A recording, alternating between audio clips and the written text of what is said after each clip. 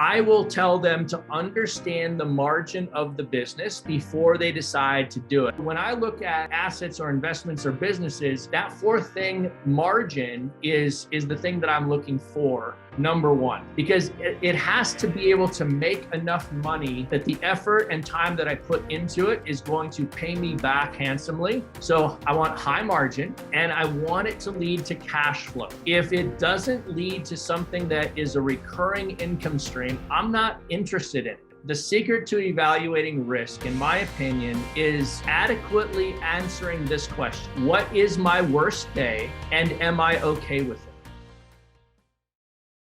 Yeah, no, that's exactly right. That's great. And so simple system scale, the fourth thing, David, that I talk about is margin.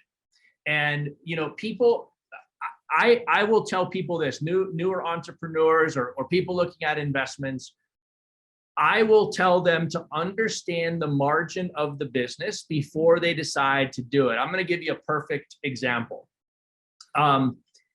Years ago, I used to flip domains, and I would buy and sell domains. And so I'd buy a domain for $8. I'd put a little website around it, and then I'd go flip it for a couple $100, a couple $1,000, or something like that. And the same thing with flipping real estate. So I flip real estate. Well, with real estate, I take the same $10 and I put a contract in place, and I can now sell that contract for several $1,000s or even tens of thousands of dollars, because the margin, the value inside of that margin is so much greater. Same effort, same knowledge, same strategy, different asset. And so when I look at assets or investments or businesses, that fourth thing, margin, is the thing that I'm looking for, number one, because it has to be able to make enough money that the effort and time that I put into it is going to pay me back handsomely. And I need the margin in order to hire the team to build the scale. And so margin is that number four thing, which kind of marries into the next piece, which is cash flow, right? So simple system scale is kind of the business velocity. Margin and cash flow are the financial model components to my decision making. So I want high margin and I want it to lead to cash flow. If it doesn't lead to something that is a recurring income stream, I'm not interested in it. So along this way, any of these check marks that don't get ticked off, if I'm looking at a certain thing, it's a hard stop and say, is there a reason for me to continue? Mm-hmm. Do I need to continue? And the answer is probably no. I'm not as much of a black and white person. I'm okay living in some gray area. So if I get down through simple system scale, margin, cash flow, and one of those is unchecked in my first look, I might ask the question, how big of an impact is that on the overall success of the operation? And it leads me into then evaluating the next three. So let me stop you there. That's really good. So what you're saying is, you don't have to have like on a scale of 1 to 5, you don't have to have the first 5 that you just listed, all 5s. There could be some redeeming factors in your evaluation. Say, well, whichever one may not be quite there, but is there some others that redeem that to let me go forward with it? Another question I have for you on cash flow, Rob, do you have a certain sense, or is there a metric that you would use in terms of how soon after your investment in the investment opportunity do you want to see that recurring cash flow start to build? Is there, should that be relatively soon out of the gate? Should that be within a certain period? Does it depend? Well, it depends a little bit. This gets to me into the difference in my mind between investing and speculating. Mm-hmm. If I'm going to make a quote unquote investment and the value of my investment is on a balance sheet or in a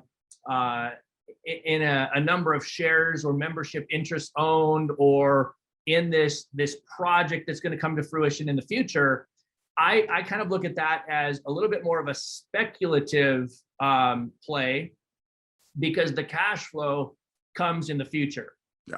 When I think of investing, I want cash flow to happen as quickly, as immediately as I can get that immediate cash flow to happen, right? I buy distressed real estate. It takes, 30 days, 60 days, 90 days to fix it up and get it cash flowing. So there's a little bit of a delay, but the effort is directly geared towards turning that investment of capital into a cash flowing stream, where sometimes that speculative play is a little bit further downfield, and you're not exactly sure when the timing is actually gonna trigger. Which brings me to the next thing, which is risk, right? And you can always circle me back if I didn't answer that question to your satisfaction, because I do think about this stuff a lot. But I'm looking for cash flow quick, or I consider it speculation. And I think there's a place in everybody's portfolio for both. There are things that I do where I will defer the cash flow for the speculative upside, because I have the capital and the income and the ability to do that.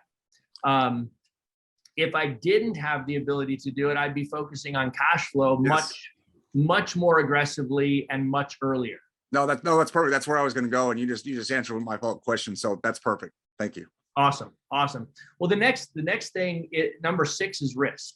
And here's I learned this a long time ago, and I learned that in evaluating risk, the secret to evaluating risk, in my opinion, is adequately answering this question: what is my worst day, and am I okay with it? What is my worst day, and am I okay with it? And, I don't think a lot of people are very good at asking that question. I think sometimes they don't really know how to put a mathematical analysis to risk, and they have a hard time figuring out what does risk mean. And if I can go all the way to the worst case scenario, the worst day, and then I can back that up to, okay, how do I mitigate that from happening? Then I can say, okay, what would the second worst scenario be? Okay, how do I mitigate that from happening? People have to be willing to ask the really hard question. So I've been on both sides of this table. The guy raising capital back in 2008, I put a large real estate fund together as the financial markets and the banking industry was collapsing and things were in free fall. And I put a large real estate fund together to acquire distressed assets in the crash, real estate assets, and buy and sell. And the thing that I got good at doing was saying this: David, let me talk to you about what I believe is probably the elephant in the room. I would say that, and I would say, David, you're more interested in understanding how you're going to get a return of your capital than you are a return on your capital. Am I right? Right. Absolutely. Like, you want to know, how am I going to lose first? So when I would sit down to raise capital, that was the first thing that I would say out of my mouth.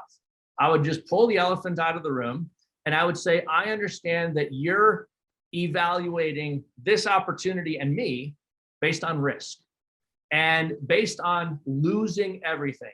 And I said, so what I'd like to do, if this is okay with you, is I would like to take our conversation over the next 30 or so minutes and talk about what that worst case scenario is and all of the things that we are going to do or have already done to mitigate that risk. Does that sound like a fair conversation?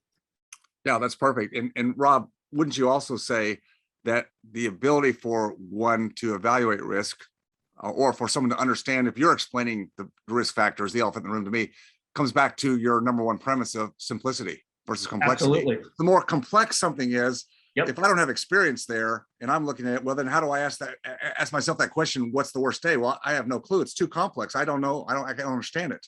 But That's right. if it's simple enough that either I can understand it or you can help me understand it, then I've been able to answer the question. So I think that's perfect. Yep. If you enjoyed watching or learning from this video, please leave a like and subscribe to my channel for more content. If you have a question about any of my content or this specific video, just please leave a comment down below. And as always, stay focused on your freedom. I'll see you next time.